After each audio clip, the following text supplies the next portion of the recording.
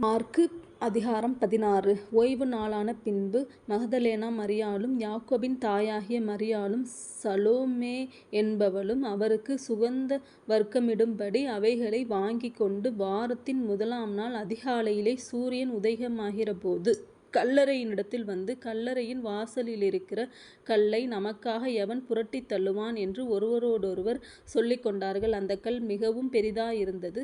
அவர்கள் ஏறிட்டுப் பார்க்கிறபோது அது தள்ளப்பட்டிருக்கக் கண்டார்கள். அவர்கள் கல்லறைக்குள் பிரவேசித்து வெள்ளை அங்கி தரித்தவனாய் வலது பக்கத்தில் உட்கார்ந்திருந்த ஒரு வாலிபனைக் கண்டு பயந்தார்கள். அவன் அவர்களை நோக்கி, பயப்படாதிருங்கள். சிலுவையில் அறையப்பட்ட நசரேயனாகிய இயேசுவைத் தேடுகிறீர்கள். அவர் உயிர்த்தெழுந்தார். அவர் இங்கே இல்லை. இதோ அவரை வைத்த இடம். நீங்கள் அவருடைய சீஷரிடத்திற்கும் பேதுருவினிடத்திற்கும் போய், உங்களுக்கு முன்னே கலிலேயாவுக்குப் போகிறார். அவர் உங்களுக்குச் சொன்னபடியே அங்கே அவரைக் காண்பீர்கள் என்று அவர்களுக்குச் சொல்லுங்கள் என்றான்.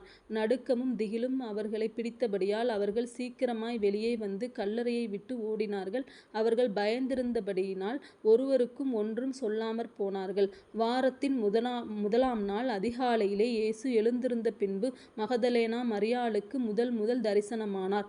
அவளிடத்திலிருந்து அவர் 7 பிசாசுகளைத் துரத்தியிருந்தார். அவள் புறப்பட்டு அவரோடே கூட இருந்தவர்கள் துக்கப்பட்டு அழுது கொண்டிருக்கையில் அவர்களிடத்தில் போய் அந்தச் செய்தியை அறிவித்தான். அவர் உயிரோடிருக்கிறாரென்றும் அவளுக்குக் காணப்பட்டார் என்றும் அவர்கள் கேட்டபொழுது நம்பவில்லை. அதன் பின்பு அவர்களில் 2 பேர் ஒரு கிராமத்துக்கு நடந்து போகிறபொழுது அவர்களுக்கு மறுரூபமாய்த் தரிசனமானார். அவர்களும் போய் அதை மற்றவர்களுக்கு அறிவித்தார்கள். அவர்களையும் அவர்கள் நம்பவில்லை. அதன் பின்பு 11 போஜன பந்தியிலிருக்கையில் அவர்களுக்கு அவர் தரிசனமாகி உயிர்த்தெழுந்திருந்த தம்மைக் கண்டவர்களை அவர்கள் நம்பாமற் போனதனிமித்தம் அவர்களுடைய அவிசுவாசத்தைக் குறித்தும் இருதய கடினத்தைக் குறித்தும் அவர்களைக் கடிந்து கொண்டார். பின்பு அவர் அவர்களை நோக்கி, நீங்கள் உலகமெங்கும் போய் சர்வ சிருஷ்டிக்கும் சுவிசேஷத்தைப் பிரசங்கியுங்கள். விசுவாசமுள்ளவனாகி ஞானஸ்நானம் பெற்றவன் இரட்சிக்கப்படுவான். விசுவாசியாதவனோ ஆக்கினைக்குள்ளாகத் தீர்க்கப்படுவான். விசுவாசிக்கிறவர்களால் நடக்கும் அடையாளங்களாவன: என் நாமத்தினாலே பிசாசுகளைத் துரத்துவார்கள். நவமான பாஷைகளைப் பேசுவார்கள். சர்ப்பங்களை எடுப்பார்கள். சாவுக்கேதுவான யாதொன்றைக் குடித்தாலும் அது அவர்களைச் சேதப்படுத்தாது. வியாதியஸ்தர் மேல் கைகளை வைப்பார்கள். அப்பொழுது அவர்கள் சொஸ்தமாவார்கள் என்றார்.